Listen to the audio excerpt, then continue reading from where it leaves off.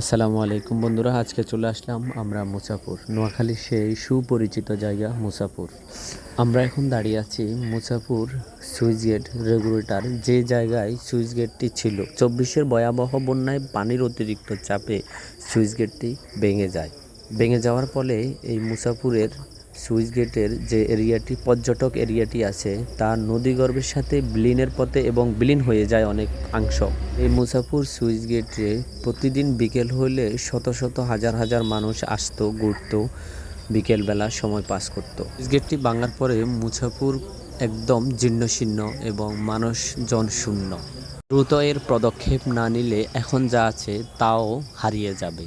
মুছাপুরের সোজা দক্ষিণে যে কাঁচা রোডটি গেছে, আমরা চলে আসলাম নদীর পাড়ে, একদম সোজা দক্ষিণে।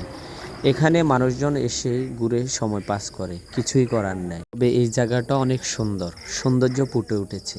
একদিকে মাঠের মতো বিশাল জায়গা, অন্য পাশে নদী।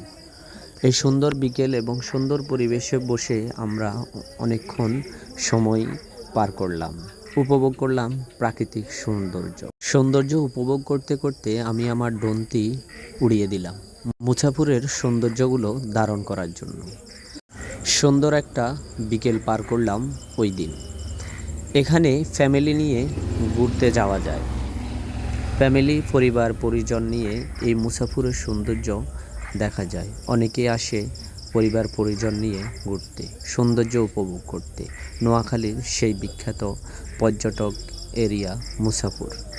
যতবার যাবেন মুছাপুরের এই সৌন্দর্য আপনাকে মুগ্ধ করে। মুছাপুরের এই সৌন্দর্য আমাদেরকে বারবার নিয়ে আসে উপভোগ করার জন্য মুছাপুরে।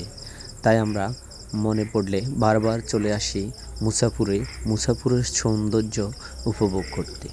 বিশেষ করে ছুটির দিনে এই জায়গাগুলোতে প্রচুর মানুষ দেখা যায়। পরিবার পরিজন বন্ধু বান্ধব নিয়ে এখানে ঘুরতে আসে, বিকেল সময়টা পার করে। সবাইকে অসংখ্য ধন্যবাদ। আজকের জন্য এখানেই। সবাই ভালো থাকুন। আল্লাহ হাফেজ।